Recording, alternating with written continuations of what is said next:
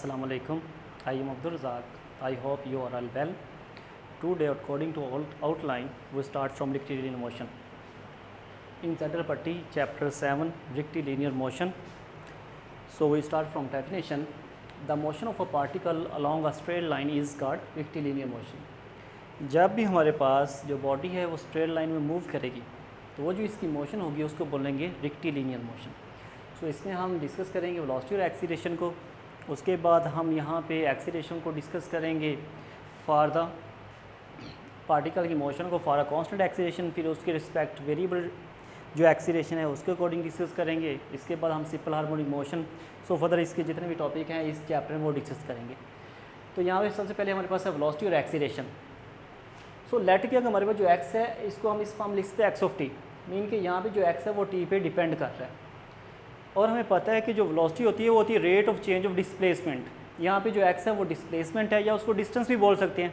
यानी कि जो वेलोसिटी होती है वो होती है rate of change of distance या डिस्प्लेसमेंट. सो वेलोसिटी हमारे पास है D X by D T और एक्सीलरेशन हमें पता है कि वो होता है rate of change of velocity. और यहाँ पे हम एक्सीलरेशन को ए से डिनोट करेंगे वो इक्वल हमारे पास d we by D T. But जो एक्सीलरेशन है और जो वेलोसिटी हमारे पास यहाँ पे तो इसको इस फॉर्म में लिख सकते हैं D by D T of D X by D T. Because हमें पता है जो वेलोसिटी है वो इक्वल है D X by D T के और एक्सीलरेशन हमारे पास इक्वल है D we by D T के. और वेलोसिटी की ये जो वैल्यू ऊपर हमारे पास उसको यहाँ पे पुट कर सकते हैं. तो इसको इस फॉर्म लिखेंगे D by D T of D X by D T. अब इसका डेरिवेटिव लेंगे तो हमारे पास ये आएगा D square X by D T square. So acceleration जो है उसका एक और फार्मूला हमारे पास आया. इसको हम इस टर्म में लिखेंगे D square X by D T square.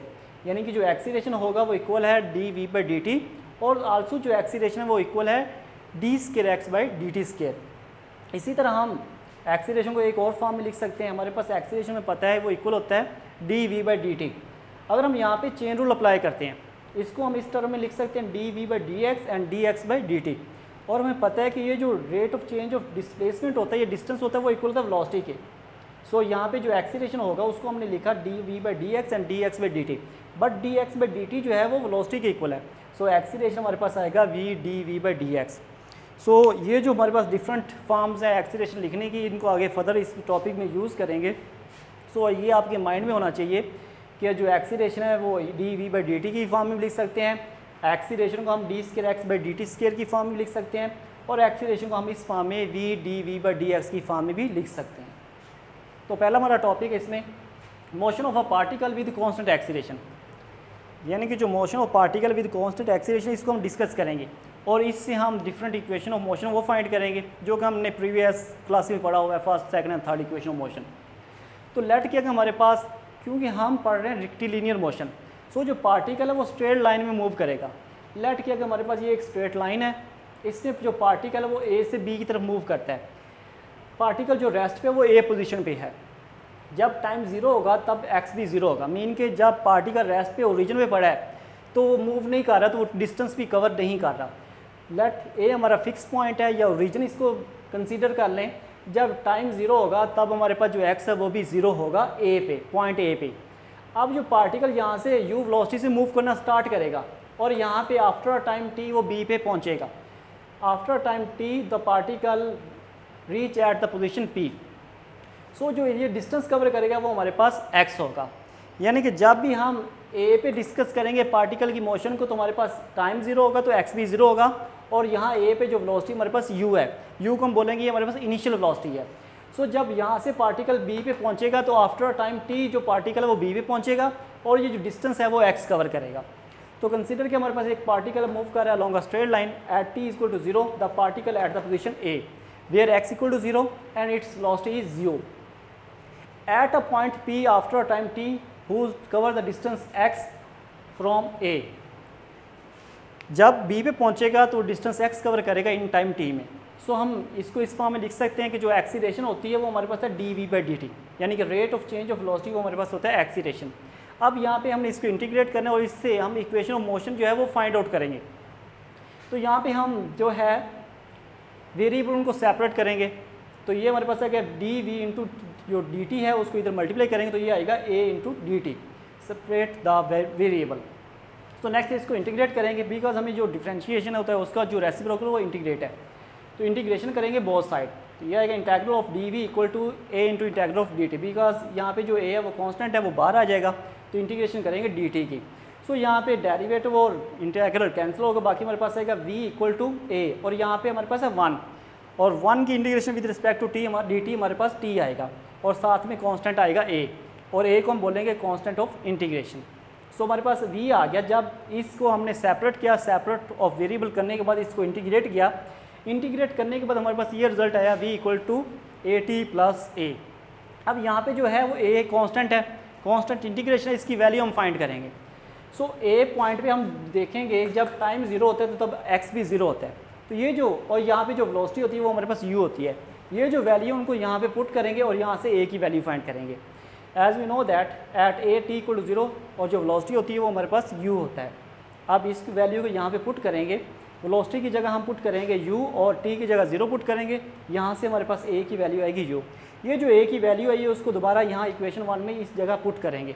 जब a की जगह उसकी वैल्यू u पुट करेंगे तो हमारे पास ये आ जाएगा v equal to A plus U T या u प्लस ए टी, इस फॉर्म में इसको लिख सकते हैं। सो जब a की जगह u पुट करेंगे तो ये इक्वेशन आएगी v equal to A T plus U, या उसको रीअरेंज करके हम इस फॉर्म में लिख सकते हैं v equal to u plus A T. तो लेट्स से इक्वेशन 2, बट ये जो रिजल्ट हमारे पास है v equal to U plus A T, इसको हम बोलते हैं ये हमारे पास फर्स्ट इक्वेशन ऑफ मोशन है। तो ये हमारे पास v equal to U plus A T, ये फर्स्ट इक्वेशन ऑफ मोशन है। सो इसी को लेते हुए यूज़ करते हुए आगे हम जो है नेक्स्ट सेकंड और थर्ड जो इक्वेशन है वो फाइंड करेंगे।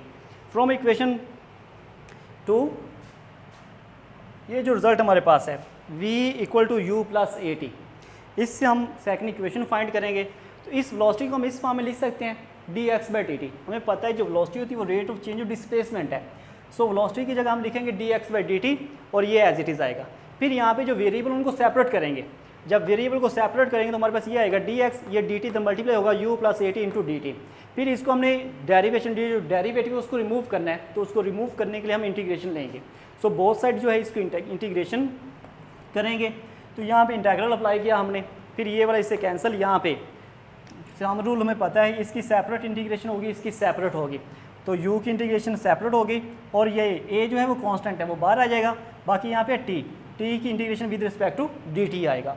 सो x एज इट इज़ ये वाला। अब u जो है अकॉर्डिंग टू dt, यानी कि हम जो इंटीग्रेशन कर रहे हैं विद रिस्पेक्ट टू t कर रहे हैं, तो u जो है ये भी कांस्टेंट होगा, u कांस्टेंट होगा। अगर इसको हम बाहर लिखते हैं यहाँ पे, तो बाकी यहाँ पे क्या रह जाएगा 1, और 1 की integration with respect to t वो हमारे पास t आती है। तो इसी तरह ये कांस्टेंट अब t के साथ उसका डेरिवेटिव 1 पड़ा हुआ है, तो ये करेंगे हम पार में एक ऐड करेंगे, उसी से डिवाइड करेंगे, तो ये हमारे पास आएगा T square by 2 plus B. तो ये हमारे पास आएगा इसका इक्वेशन। सो जब इसकी इंटीग्रेशन हम करेंगे तो हमारे पास आएगा x equal to u t plus इसकी a as it is t की टी स्क्वायर बाई 2, और प्लस यहाँ पे एक कांस्टेंट ऑफ इंटीग्रेशन आएगा। लेट्स से यहाँ पे जो कांस्टेंट ऑफ इंटीग्रेशन है वो हमारे पास b है। तो ये जो इक्वेशन है इसको हमने इक्वेशन 3 का नेम दे दिया। अब हमने यहाँ पे x है और u हमारे पास और t है, इनको यूज़ करते इनकी वैल्यू यूज़ करते हुए b की वैल्यू फाइंड करेंगे। Where b is the constant of integration no at t equal to 0 x equal to 0। b का हमें पता है कि जब पॉइंट पार्टिकल a पे होता है तो यहाँ पे जब t 0 होगा तो x भी 0 होगा। सो ये वैल्यू यहाँ पे यूज़ करेंगे, t 0 होगा तो x भी हमारे पास डिस्टेंस भी 0 होगा। यहाँ पे पुट करेंगे इक्वेशन 3 में, ये भी 0 ये भी 0 हो जाएगा, तो b की वैल्यू हमारे पास 0 होगी। ये जो b की वैल्यू हमारे पास 0 आई है, इसको इक्वेशन 3 में यहाँ पे पुट करेंगे तो हमारे पास ये रिजल्ट आएगा x equal to u t plus half a t square, और b की जगह तो हमने 0 फाइंड किया है, 0 पुट करेंगे। तो x equal to u t plus half a t square, ये हमारे पास सेकंड इक्वेशन ऑफ मोशन है। सो फर्दर हमने थर्ड इक्वेशन ऑफ मोशन जो है वो हम फाइंड करेंगे। उसके लिए अभी हमने ये लास्ट टाइम एक रिजल्ट पढ़ा था, a हमारे पास इक्वल है v d we by D x.